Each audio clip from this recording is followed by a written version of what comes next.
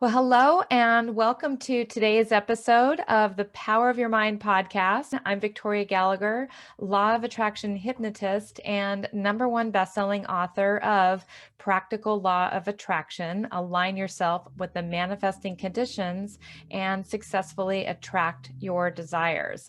And I'm also the founder of HipTalk.com and HypnoCloud apps, which gives you access to over 500 hypnosis recordings right in the palm of your hand. So be sure to download that app from the app stores. And today I have a very special guest with me, Kute Blackson. Kute Blackson is a beloved inspirational speaker and transformational teacher. He is the author of the national best-selling book, You.Are.The.One, and The Magic of Surrender. He is widely considered the next generation leader in the field of personal development and has been featured on Larry King Now, Fox and Friends, Dr. Drew, as well as Inc. magazine. And Inc. magazine calls him the mindfulness guru billionaires go to for advice. Kute Blackson offers a fresh, bold look at spiritual awareness for a whole new generation. And his mission is simple: to awaken and inspire people across the planet inner freedom, to live authentically and fulfill their true life's purpose. And he can be found on his websites, kuteblackson.com and themagicofsurrender.com. I'm going to put the show notes, links to his podcast and any other links that are relevant. So today, Kute Blackson is going to be sharing some of his insights on the power of surrender. And so welcome to the show, Kute. Thanks for having me. Thank you for being on the show. So just before our podcast, I was watching your really inspiring videos, and I'd love to just kind of give the audience a little bit of your background, how you stumbled upon all of these gifts. And particularly, I was, watching, how you were, going into a head-on collision and you realized that you were about to die and you accepted your possibility of death, and everything seemed to change for you. So tell us a little bit about that and yourself. Yeah, I was born in Ghana, West Africa. My father's from Ghana. My mother's Japanese. I grew up in London, lived in the US since I was, 18. So I feel like I'm a citizen of the world. For me, growing up, I was always a very sensitive child, and I would feel people suffering very deeply. And there was a deep desire to alleviate the suffering of humanity. I didn't know what that would look like or how that would look. I just wanted to help people in some way, And so for me, my first memories too, as a young boy, around 6, 7, 8 years old, I was a chubby kid, lost in the crowd. And one day, I remember seeing this crippled woman pick up the sand. She was unable to walk, and she picks up the sand that this man walks on and wipes it on her face and stands up. And so this was, you could say, a miracle. And so week after week, I grew up seeing blind people see and deaf people hear, and people stand up out of wheelchairs. And the same man whose sand she picked up would look at a woman in a wheelchair and say, "Why are you sick? Why are you in this wheelchair? Stand up." Same man would look at a person who couldn't see, didn't have eyesight, would touch their eyes, and they would, all of a sudden, their eyesight would appear. And so this man was my father. So I grew up around this kind of miraculous, mystical environment and atmosphere. And so for me, it just felt normal. I didn't know anything else. I didn't know anything differently. And my father built 300 churches in Ghana, West Africa. He was a very mystical, spiritual figure, less orthodox and dogmatic. He came from a more mystical Christian background and went to India in the 60s, and so it was really spiritual in nature. And this was the foundation of my life. And he built 300 churches in Ghana, hundreds of thousands of followers. He had a huge church in London, 4,000 or 5,000 people every Sunday. For me, I was kind of how I began is when I was age 8, my father threw me into the audience and said, "Speak." And when I was 14, I was ordained as a minister. And from a very young age, I began to question, it's funny. I grew up in a very poor environment. We didn't have a lot. A lot of my father's congregation were folks that didn't have very much. And I got a scholarship to a school where the kids from the school came from very prestigious backgrounds, politicians' sons and the kids of presidents and prime ministers and what have you. And so I was around a lot of wealth as well, yet I saw a lot of people who seemed to have every reason to be happy, they were miserable. And I saw folks that seemed to have every reason to be miserable, they were happy. And so for me, this triggered a lot of questions as a child in terms of, what is this all about? What's the purpose of life? Is it just to wake up, go to sleep, eat, make money, have sex, make babies, buy a nice car, buy a nice house, go on vacation, and then die? Like, surely there has to be more to this process of life than that. So what is the purpose of life? And so I began questioning, from a very young age, and from age 8 to 18, read like 800 books, just trying to figure life out. Everything from spirituality, self-help, meditation, Louise Hay, Marianne Williamson, to the Eastern mystics. And so when I was 14, I was ordained as a minister, and my life was pretty much set out for me. My path was carved out for me. This was who I was going to be. This is what I was going to do. And it was confusing because I knew in my heart when that was announced in this big ceremony, right? It was announced. I knew deep down that this was not my destiny. I wanted to help people. I wanted to inspire people, but I knew it wasn't through the structure of a religion or the church in some way. And yet I was conflicted because I was afraid that if I really dared to be authentic, if I really dared to be myself, if I really dared to express my truth to my father and to people in my community, that I would lose my father's love. I would be outcast. If I dared to be myself, that I wouldn't be loved, basically, and I'd be abandoned and I'd be alone. And so I said nothing for years. And when I was 18, I had to make a decision. What am I going to do with my life? Do I go to university? What now? And I looked, there were two parts. And I think that life is a process of decisions. And the decisions we make in this moment really craft and shift our destiny in different trajectories. And I looked in this path of what was, shall we say, expected of me, and I saw that I could be successful by everyone else's standards, by my father's standards, by society's standards. But if I didn't have myself, if I didn't have my truth, if I didn't have my own integrity, then what kind of success is that? And it felt like a soul suicide. And I saw that, yes, you can't really be happy living someone else's life.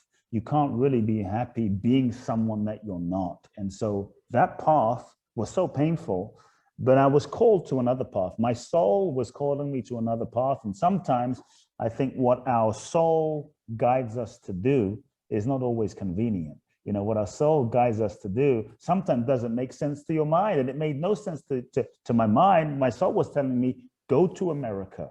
That's all I knew. I chose not to go to university, didn't come from a wealthy background, had no support except for my mother. Go to America. The reason I wanted to go to America was all of the self-help teachers I'd read about lived in America, but specifically Southern California, most specifically like Los Angeles, San Diego. So I wanted to come and meet them and learn from them and study with them. And so I didn't know how I was going to do that. So I finally, when I'm 18, a life-defining moment for me, after 4 years of turmoil, depression, crisis, questioning, I finally had the conversation with my father. That's the moment I really claimed my life. And I told him, I'm not taking over your ministry. We didn't speak for 2 years. Sometimes people think that when you follow your destiny, when you follow your purpose, that life is easy. Everything just kind of unfolds, with synchronicity and ease. I think sometimes when you follow your purpose, you're often tested. And those tests, I call them soul tests. They just give you the opportunity to put into practice what you know. They give you the opportunity to tap into parts of yourself so that you can develop the mental, the emotional, the physical, the spiritual, the soul force, so that you can become and embody the person that is capable of fulfilling that vision. Every dream will take you on an evolutionary journey. And so I felt like I went through challenge after challenge after challenge, and my father not speaking to me was really painful, but I knew that I was on the right path.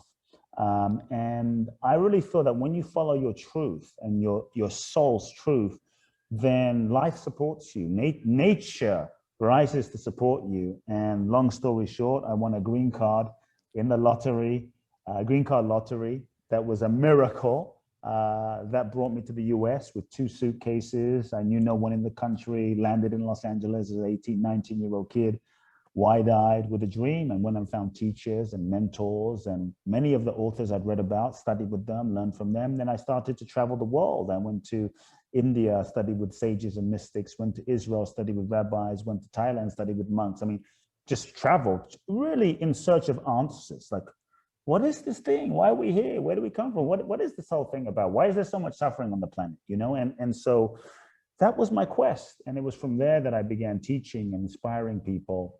As I felt freer within myself as a young man, I wanted everyone to feel this. And so, but the thing that really was pivotal for me to shift my life, that I think if anyone's wondering, where do I begin? Where do I start? How do I begin the process of shifting?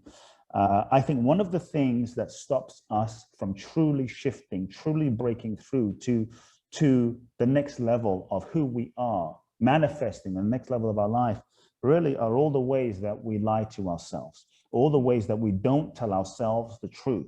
I was lying to myself when I was going to take over my father's church. That wasn't my truth. And maybe someone listening, and maybe you are in a relationship that you know is not aligned, is not right, you're no longer in love, but you stay in it out of comfort, you stay in it out of guilt, you stay in it out of fear of what people will think. And yet deep down, you know, this is not right for you anymore. Maybe you're working a job that, okay, it pays the bills, maybe you do well, survival, but deep down in your heart, there is a pain of knowing, a knowing that you are not fulfilling the true purpose and destiny for why you were born. To me, there is nothing more painful, and I felt that growing up. There's nothing more painful in as knowing that there is something you are here to give and share and contribute, a gift you are here to, you've been put on the planet to give, but to not be giving it, to not be expressing it, to not be sharing it. To me, that is pain, that is suffering, that is hell, so to speak. And so I would invite everyone to really sit with, okay, what lies am I telling myself? Because one of the ways we keep ourselves stuck, we lie to ourselves. What lies am I telling myself? What am I pretending to not know? Sometimes we play a game of confusion. Like, I'm not sure, you know, Victoria, I'm not sure what should I do? I'm not sure if this relationship is right. I'm not sure what my purpose is. When deep down, we know there is a knowing inside of us, if we're honest, but sometimes we're just afraid of truly stepping into that knowing because it's scary, because it's the unknown. And so the third thing I'd invite people to really sit with is, what is it costing me? What is the cost of not being honest with myself? What is the cost of lying to myself? And to actually feel the pain of that cost. Sometimes we distract ourselves from the pain.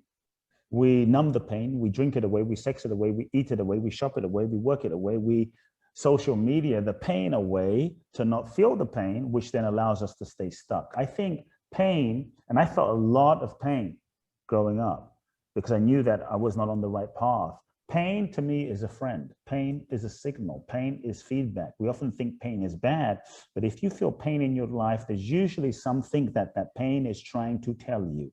And so I think it's so important, rather than denying the pain or disconnecting from the pain, to feel the pain and to acknowledge the pain and to really ask oneself. The pain is showing you where you're not aligned. The pain is showing you where you may not be in integrity or where you might be betraying yourself. And if you're able to use that pain as a calibration to bring yourself back into alignment, then the pain is a blessing. When we don't acknowledge the pain, we get depressed. When we don't acknowledge the pain will manifest in our lives in some unhealthy way or addiction or some pattern. When we don't acknowledge the pain, we'll tend to attract people in our life to reflect that pain back to us. When we don't acknowledge the pain, we might even sometimes manifest a disease in some way in our physical body to reflect the pain that we haven't acknowledged. And so if we can acknowledge the pain as feedback to then bring ourselves back to truth, I believe that truth is the key to living an authentic life. And so that was a bit of my journey. Wow, that is an amazing story, an amazing journey, and good for you on really stepping into your truth and the integrity of that, because that is really, I believe it's exactly like you said. It Mm. is the hardest thing, and it doesn't necessarily mean that now that you get on the path that everything's just going to be home free. I experienced that myself when I was working in as a stockbroker, making a really great living. And but I kind of realized that I was not on the right path. I was following in my father's footsteps. And people are not always necessarily going to be happy with the decisions that you make, but you have to live your own life. And so I'm just really in agreement with you, and it's a lot to unpack, because I also agree. When you were talking about the pain, Mm. and so many people, um, it's, I mean, the pain really is a signal that's not something just wrong with your physical body, but something emotionally, something you're not addressing, something that you're not speaking to. And so it's this is really, really good stuff. Really, really good stuff. So let's get into our talk about your book. Sure. I'm really Magic of Surrender. There it is. yes, yes. And I mean, just, it's so fortunate that you had somebody that, you grew up with this perspective already, that we are magical, that we have this power within Yeah. us. And I think most people grow up just the opposite, hearing the limits and that we are limited. So I'm so jealous in a way, that you had the good fortune of at such an early age getting to experience and view and shape and mold your mind toward realizing that yes, we absolutely do manifest our lives, that we are magical, that we have these abilities. And so I think you were guided to this work, and just even going in that opposite direction for a little while. I think, to me, that feels like that was part of your path, because now you have the experience of knowing what it's like for other people who Yeah. are going along the wrong path, that what is it like to have to turn that around, and Yeah. to have the integrity to say, look, I know this isn't right for me. I know this isn't right for me. And some people are not going to, especially your father of all people, are not going to necessarily approve of me changing directions. And I think that that is a difficult decision that a lot of people are afraid to make. So I'm really glad that you're going to be able to open a lot of people's minds and eyes, and spirit and soul, to recognize that within themselves. So the magic of surrender. So tell us a little bit more about what inspired you, and what was that moment that you really got the Sure. inspiration to write that? This was not the book I thought I was going to write, just to Mhm. be like honest. It was not some grand plan, like, oh, it, it, it took me by surprise. I had all sorts of, I sat down with a whiteboard on a wall, huge wall, and brainstormed hundreds of thoughts and ideas. And I remember thinking, wow, that would be a great book. Wow, people would love that. Wow, that would be a bestseller. Wow, that's a sexy title. Wow, all of these things. And I thought I was going to write a different kind of book. And in the process of creation, one day I felt like the soul, the essence of the book just came through. Mm. It was as clear, it just dropped right here. And I could resist it, but I couldn't lie that I felt like, oh my goodness, the book is about surrender. That's what the book is. Because I was zoning in. What is it about? What is it? It's about surrender. That's what the book is really about. And when I felt that, I had to take a moment to put my ego aside and surrender to the book that was seeking to be written. And I saw that there was a book that was seeking to be written that was bigger than me. There was a book that was seeking to unfold that was beyond me. And if anything, I was here to be in service to this book. And so I don't feel like I wrote the book so much. I feel like I was just birthing the book, if anything.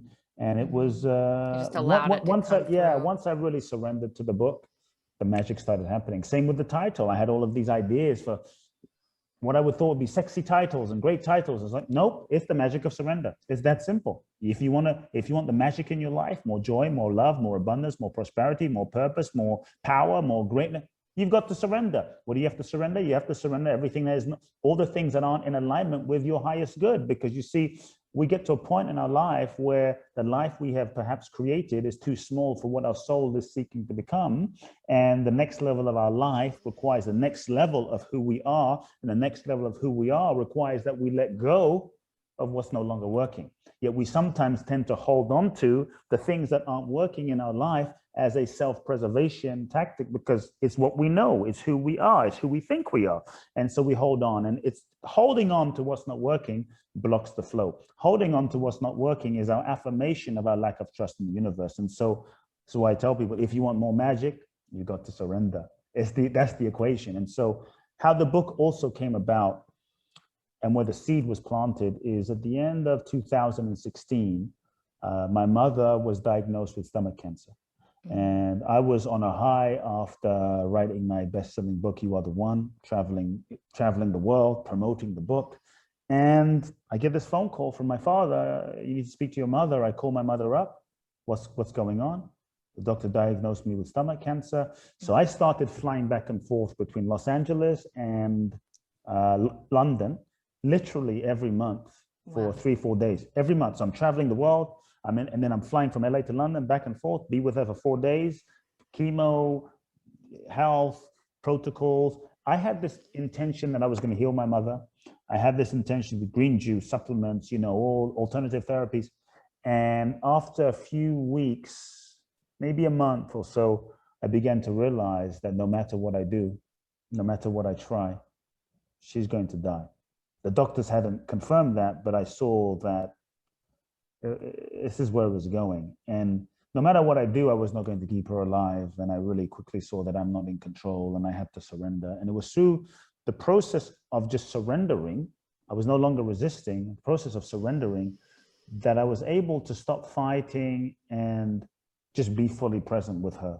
And every moment became sacred. Every moment became precious. Every moment became the last moment, the last text, the last voicemail, the last conversation, the last time I might ever see her. And it just freed up the ability to love. The surrender freed up the ability to love her even more fully and love her soul's journey even more fully. When the doctors, and this is where I think the seed of the book was planted, but I didn't know. When the doctors finally said, this is months into the process, maybe half a year, they said, there's nothing else we can do for your mother.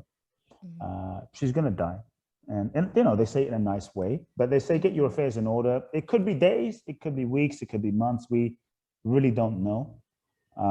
But this is what's happening. And it was a very emotional moment when, for me, the person I love the most is going to no longer be. And there was a lot of regret because I've achieved a lot of different things in my life. But the one regret I have is not spending more time with my mom. And so certain things came into focus. And I looked into my mother's eyes in the car and I said to her, are you afraid? And she said, are you afraid of death? I mean, doctor basically said you're going to die. She said, no, I'm not afraid because I know I'm not this body, that I know I'm not just this physical form, that I am a soul that is evolving and my body might go, but I will be with you and I'm eternal. And she was in such peace. And I realized that my mother for the entire year, she was a very emotional being. She never cried. She never complained. She didn't feel like a victim. She was not afraid. She was peaceful. And so then I asked my mother, what can I do for you as your son? Like, what do you need? What do you want? What can I do for you? And she looked at me and she said, there's nothing you can do for me. And there's nothing that I want. I said, what do you want? She said, all that I want is what God wants for my life. And that simple statement hit me, not in a religious way. It's just, I realized that she was in surrender. She wasn't attached to living. She wasn't attached to dying. She was just open to, shall we say, the highest unfolding of her destiny. And that openness and non-attachment was her freedom and was her peace. And I thought it was so powerful. And once she passed away, I thought of the great ones: Jesus, Buddha, Gandhi, Mother Teresa, Muhammad Ali, Mandela, Martin Luther King, Greta Thunberg, Malaya Yousafzai, Sojourner Truth. Many of the great ones, at some point, they all reached a moment in their lives where they had to surrender to something more than themselves, where they had to surrender to life. They had to surrender to something more than themselves. And in that surrender, life, they were open to infinite possibilities. Yeah. And life was able to use them. Life was able to express through them. Life was able to manifest through them. Life was able to do through them more than they could have done on their own, with their own ego or personal power, their soul, life activated and expressed. And so I think in our culture today, we sometimes feel that surrender is weak, that surrender is passive, that if I surrender, I won't get what I want. You know, if I surrender, I'm not going to get the relationship. I'm not going to manifest my dreams. I'm not going to get the house, the car, the this, the that. Everything we imagine for ourselves that we think we want is what we think we want, not necessarily what we really want, because you might get everything you thought you wanted only to realize this is not what I really wanted, because it wasn't aligned with our soul. And so there's this idea that surrender is weak and passive. And I'm actually saying surrender is the most powerful thing you can do, because when you surrender, you take the limits off of life. And so really what I'm inviting people to consider, that if you surrender, let go of what's not working, let go of what's not aligned, let go of what's not resonating, let go of what's not authentic in your life, clear the space. What if you got more than you could imagine, more than you could make up with your mind, more? What if you got more blessing, more joy, more love? And that's the invitation, you know, for people to live with an openness. And so to surrender really is when we stop trying to force life to be what we think it should be. Yeah. And when we stop trying to manipulate and control life without just mentalization, when we take the conditions off of life, when we stop negotiating with life, when we surrender our idea of who we think we should be, which is a limited idea based on our ego, which is conditioned by the past and experiences and culture and religion and parents, when we let go of how we think our life should be, and instead we surrender by opening to the life that is seeking to happen, the life that is seeking to express, and we're open to that. So to me, surrender is just being open to the universe, still giving 100%, but being open, living with curiosity, and being available to life unfolding.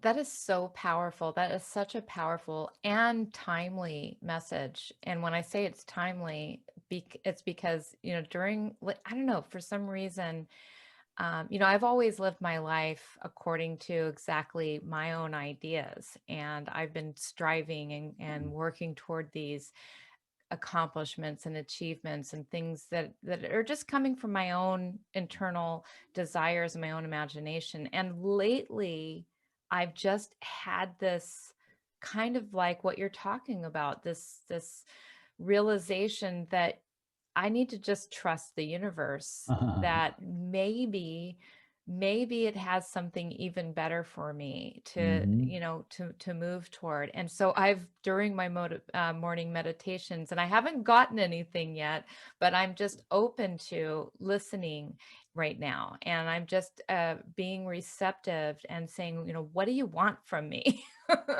What is the message that I need to hear? That is a real key. You see, we've been conditioned to think that, like, we've lived in a way of trying to control everything. We try to control our life. We try to control our relationship. We try to control our spouse. We try to control our body. We try to control our thoughts. Even when we pray and meditate, we try to control and tell the universe and God how our life should be. You know, we try to control our children. We try to control the president. We try to control our pet goldfish. We try to control everything. And if we really look at it, how is that really, has it really worked out? Does it really bring us joy? If we really look at our lives, has it really worked? For the most part, not really. And so I think we have to then realize, wait a second, we got to move the old paradigm of, I think, manifestation. And there's nothing wrong with it. You can manifest your life with intention. You can manifest your life with your mind. But what we have to acknowledge is the mind is conditioned. So the mind does not see the total infinite possibilities of the art piece and the tapestry of our soul's destiny. The mind, which is based, in the little ego identity, is like looking at a piece of a painting, but it only sees the corner of the painting, and it doesn't see the fullness of life and possibilities. We see one small piece. And so many times we then try to manifest based on that limited idea, and we get attached to that goal or that idea, or that person, no, this person has to be the one. Maybe life is trying to give you a bigger one, a better one. No. It's got to be this one. And so sometimes the universe is trying to give us a buffet, and we're like, no, just give me this little peanut. The universe is trying to give us an ocean, and we're like, no, just give me this teacup. No, just this teacup. Universe is like, but I want to give you an ocean. No, I just want this teacup, because we can't see. And so I think we have to be willing. To me, it's a new paradigm of possibility. So I'm really glad you're bringing it up. We have to be willing to go through the question we're taught to ask by a lot of books is, get specific, which is okay. Know what you want, which is fine. But sometimes what we want or what we think we want is limited. I don't know about you, but as many times I thought I wanted something, but when it didn't work out, it was only in retrospect that I was able to look back and realize that was a blessing and that was grace, and go, I'm so glad that didn't happen. I'm so glad that relationship that I thought I wanted didn't work out, right? And so the question I think we have to move from is, what do I want? That's what how we're taught to goal set. What do I want? Know what you want. Well, not necessarily. What do I want? To move to the question of, what is it that's seeking to happen? What is it that life is seeking to express through me? What is it that the universe is seeking to manifest through me? How is it that the divine is seeking to use me? What is the highest good that is seeking to happen in this situation and in this relationship? And when we can open to that and be still and listen, then we go beyond our mental mind, ego, identity, logic, and then we open to soul, we open to the infinite. Then we surrender to the highest possibility.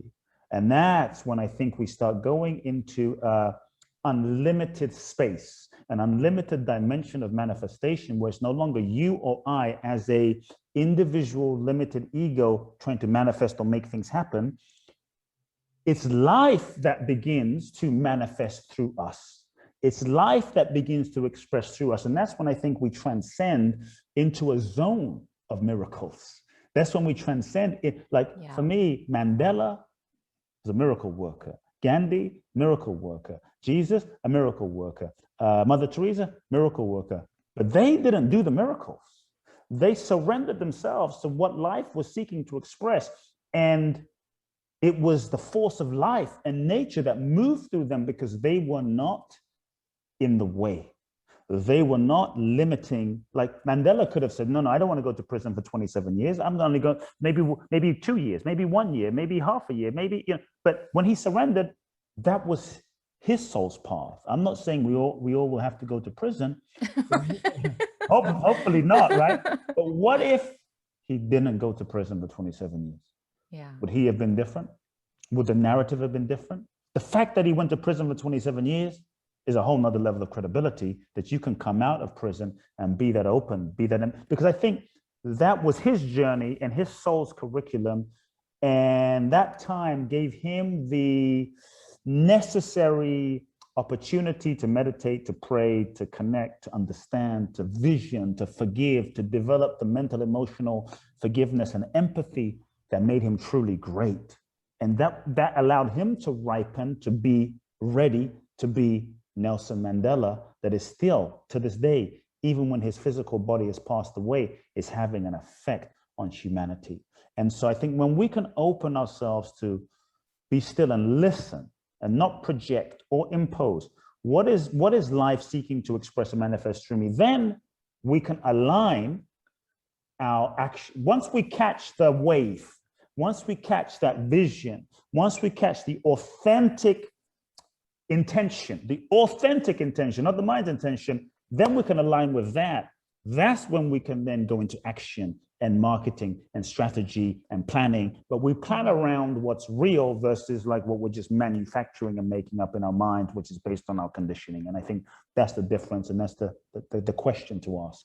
You know, something's coming up for me about this authentically that I wonder if our ego kind of holds us back from being open to those, not just because we don't trust the universe, but maybe also like we realize down deep inside, like somewhere intuitively we realize that we're meant for so much more, but we're really afraid to step into all that greatness, all that power, or all that responsibility that comes with taking on that power. And you know, and just getting stuck in some grand place that the universe wants us to be. And you know, are we being selfish ultimately, you know, by wanting this little life? Yeah, yeah, yeah. I mean, I think the ego, which isn't really a thing or real, the ego is a collection of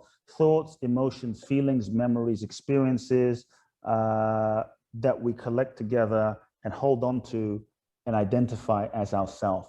Then we hold tightly onto that self-identification, belief systems, structures, whatever. But it's not real. It's not a thing. It's just a collection of how we identify ourselves to be ourselves. And so to let that go and open to something bigger is scary for the ego, because for the ego, that is a kind of death.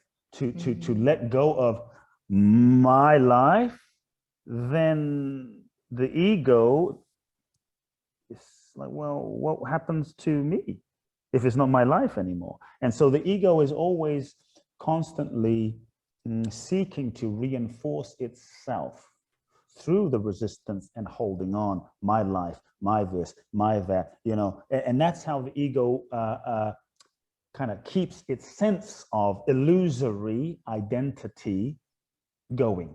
It's illusory because it's really an illusion on some level, right? And so the ego then thinks it's the doer.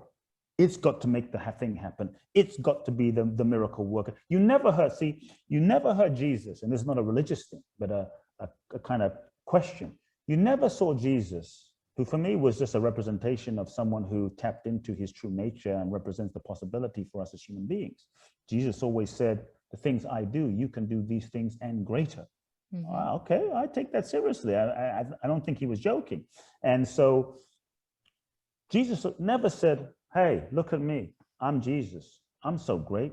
I'm amazing. You know, I fed the 5,000. I raised the dead. You know, look how great I am. Here's my Jesus said, here's the secret. He said, it's not I that does the work. I, limited I, ego I, individual I, me, Kute, Victoria, Susie. It's not I that does the work. It is the Father that does the work through me. The Father, life, intelligence, consciousness, pure being, essence, nature, you know, life force. It is this energy, intelligence of life, whatever label you want to put on it, Father, Mother, Goddess, whatever it's called. It's the Father that does the work through me. So he knew he was not the doer. But for that to happen, it's scary for the ego. Yeah. Because then the ego realizes it's really not in control and it wants to be in control. And that's how the ego kind of reinforces its, you know, sense of self. And so what I really want to pose to people is, we think that our dreams belong to us. So there's a fear like, oh my God, the bigness of the dream. I have this big dream and it's overwhelming, and how will it happen? And the responsibility is like, just chill. The dream does not belong to you. Your dream chose you. That vision chose you because you are the perfect person to fulfill that dream and vision. Everything we've been through, everything you've experienced, every pain, every trauma, every breakup, every divorce, every screw up, every addiction, everything you've been through has been perfect preparation, the universe preparing you to be the perfect person. Even with your quirks and everything makes you the perfect person with a perfect perspective to speak to people in a unique way based on that experience. You've been uniquely designed by the universe to be the perfect person to fulfill that dream and vision. So your dream chose you for a reason. And if that's the case, if the dream chose you, then the dream doesn't belong to you. It belongs to life. When we realize that the dream, that vision, it actually belongs to life, the universe. And the universe is actually seeking life, God, the divine consciousness, life intelligence is seeking to manifest itself, manifest that dream through you. And when you really get it's not yours, it belongs to life, then a sense of stress drops away. A sense of ego responsibility, doership drops away because it belongs to life. And if it belongs to life, then life knows how to fulfill itself, how to manifest itself through us. But you might say, well, how? How long has life been around? 5 years, 10 years, 20 years? Billions of years. When you and I, we've been around 20, 30, 40, 50, maybe someone listening to this conversation 100 years old, but life has been around 13, 14 billion years as we know it on some level. There is an intelligence of life. Right now, you and I, we're breathing. We've been having this podcast. You're breathing, I'm breathing. We're not sitting here going, oh my God, okay, how am I going to breathe? Breathe, breathe, breathe.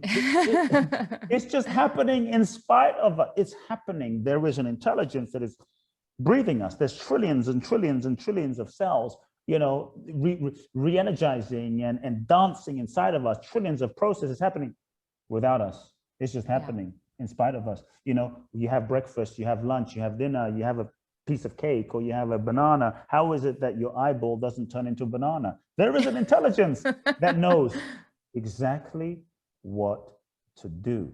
Yeah. Has there ever been a day, I'd ask everyone to consider, where you came out in the morning, 10 a.m., it's pitch black outside. The sun forgot to shine. I'm sorry, it fell asleep. The alarm didn't go off. Every day. So when we say, well, how do I trust? How can we not trust? Your heart is beating, your body heals, you cut your finger, it heals, the digestion is happening, eyesight here, all these things are happening, the sun is rising, the moon is happening, and the same intelligence is functioning, you, me, 8 billion people, the sun, the stars, the moon, all of existence, and we don't trust? How is it that we trust Siri more than we trust the universe? We trust Siri and our GPS more than we trust our soul intelligence. Turn left. Okay, we blindly trust. Turn right. Okay, your soul says, pick up the phone and do that. Well, what do you mean? Are you sure? I'm not sure. We don't question Siri. Imagine Siri says turn left. Siri, are you sure? Turn left. We follow. So how is that? We are a part of nature. So when we realize that we are too a part of nature, we are part of this intelligence that is unfolding, which we've lost touch with, but we are a part of that.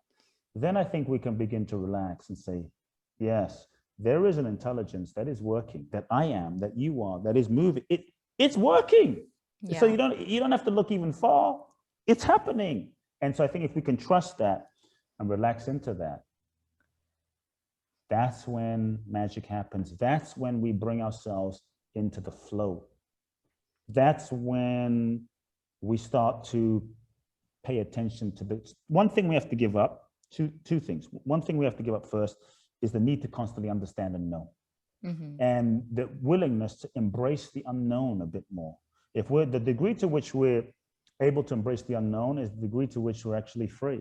And so as we can embrace the unknown, we don't need to know necessarily where we're going, you know, to get to where we need to be, because there's an intelligence that knows. What we do need to do is listen, trust, follow, act, give 100%, and stay open. And live with curiosity so that we can allow ourselves to be guided.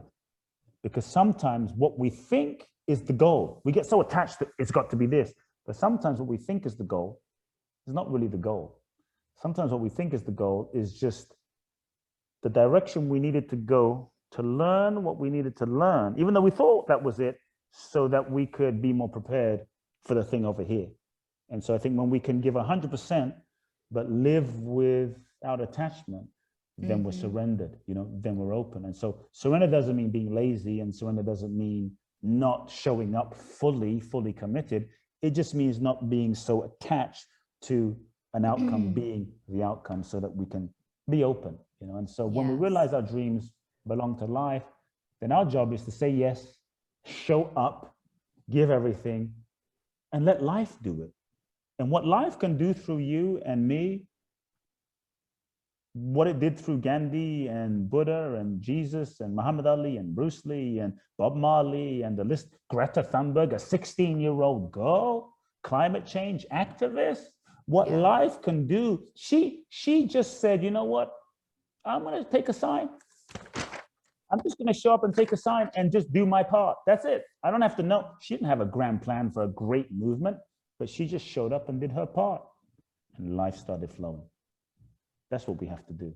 Show up. This is great information. I want to acknowledge what you said too about the attachment and the detachment, because just for my particular audience, this is exactly the way that you articulated that. This is exactly what I mean when I talk about detaching, because you're going into, you need to have the goal for, if to get yourself into a certain direction, to get on the path, but the path may not, that's just a general guide. It's just a general direction. You may not know where that ends, or which detours are going to happen along the way, and you probably and most likely will get detoured. And you have to, when you get to those detours, you have to be open and realize, okay, there's another way to go here, and maybe it's still leading you toward the exact same thing. It's just taking you there a different way than you thought you were initially going, a more efficient way. Maybe the other. Yeah, there's roadblocks. Sometimes, there's road construction. What we have Other people are maybe not following their path in the right way. So now we have to go another way to get to meet on that same place, to meet at the same place. Maybe your soulmate is still hanging on to their exactly. their other person. If we're forcing, well, no, it's going to happen now. Okay, maybe you be your soulmate now, but they're not ripe yet. They're not ready yet. They're still with some, and so it's just about let's trust the rhythm of life. There's a few reasons why things don't manifest, because people might say, well, what do you mean? A few reasons I found things don't manifest. Number one, what we thought we wanted is not really what we truly wanted. Maybe maybe what you thought you wanted was what your parents wanted, and so maybe that goal wasn't necessarily truly authentic, and so there's a blockage. It doesn't align. So you keep trying, it doesn't manifest no matter how much you try. It's not an authentic goal. And so in that moment, when you face the blockage, it's good to step back and really reconnect and reassess the goal and the vision, to deepen that clarity, and then start again. Second reason why sometimes things don't manifest is, let's say, timing. It just may not be timing yet. Your soulmate's not ripe yet. Things aren't baked yet. The market's not quite ready yet for your product or idea or vision. So then we have to not give up, but refine, prepare, be patient, develop, research, and keep doing our part, so that we can begin to be ready when the timing shifts, because there'll likely then be a moment when the timing shifts, and trust divine timing, trust the divine rhythm and flow and seasons of life. Third reason why sometimes things don't manifest is because we have not learned the necessary lessons where we are at with who we are with right now, and we have not become the vibrational consciousness of that next level yet, because we have not graduated from our current classroom. As souls, we incarnate into this human experience to grow, learn, and evolve.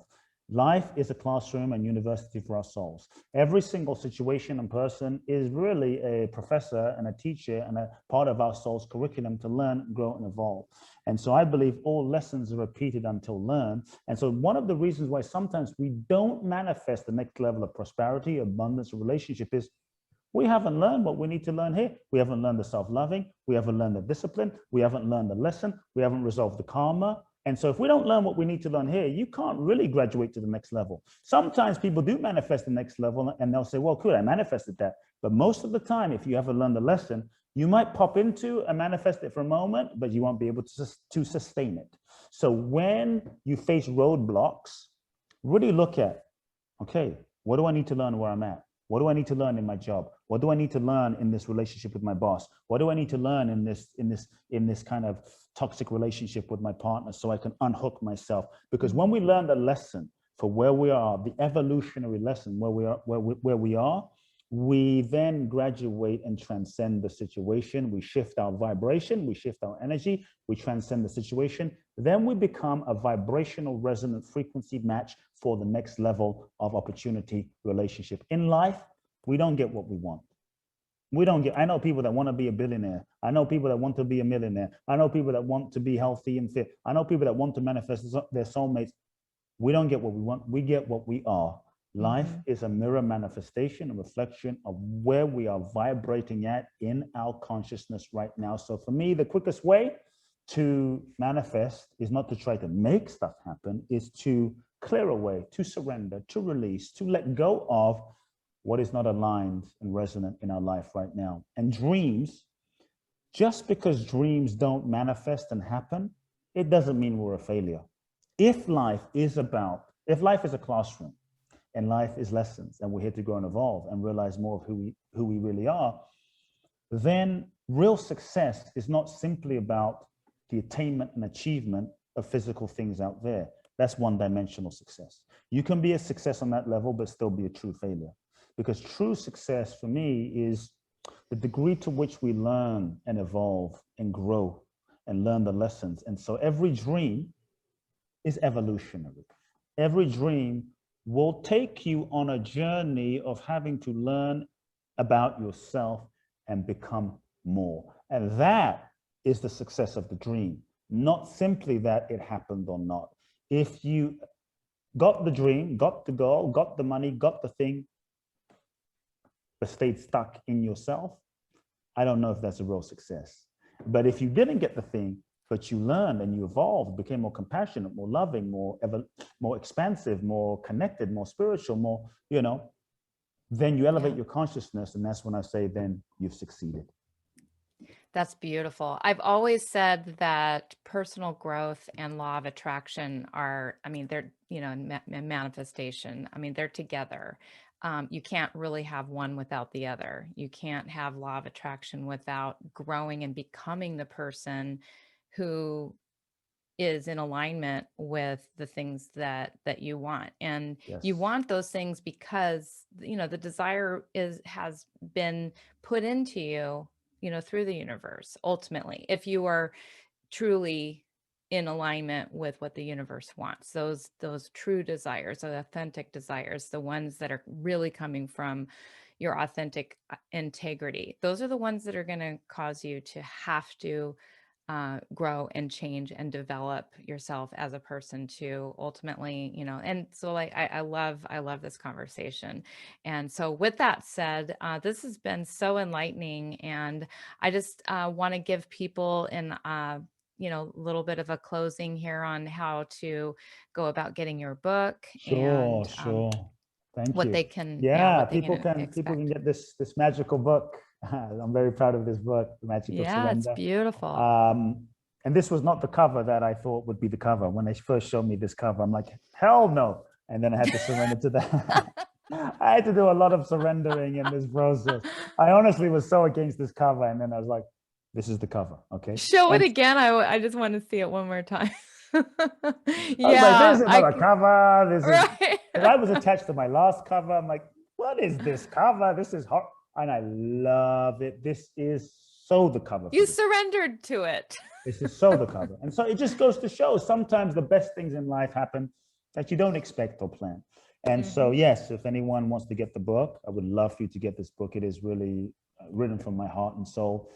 You can get it from www.themagicofsurrender.com. You can find out about the book and make sure they'll take you to Amazon. Amazon, go there.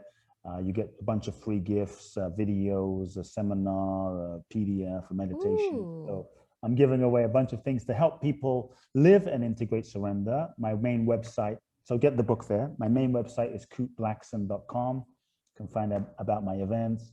One of my favorite events is in Bali, www.boundlessblissbali.com. And then Instagram, follow me, say hi.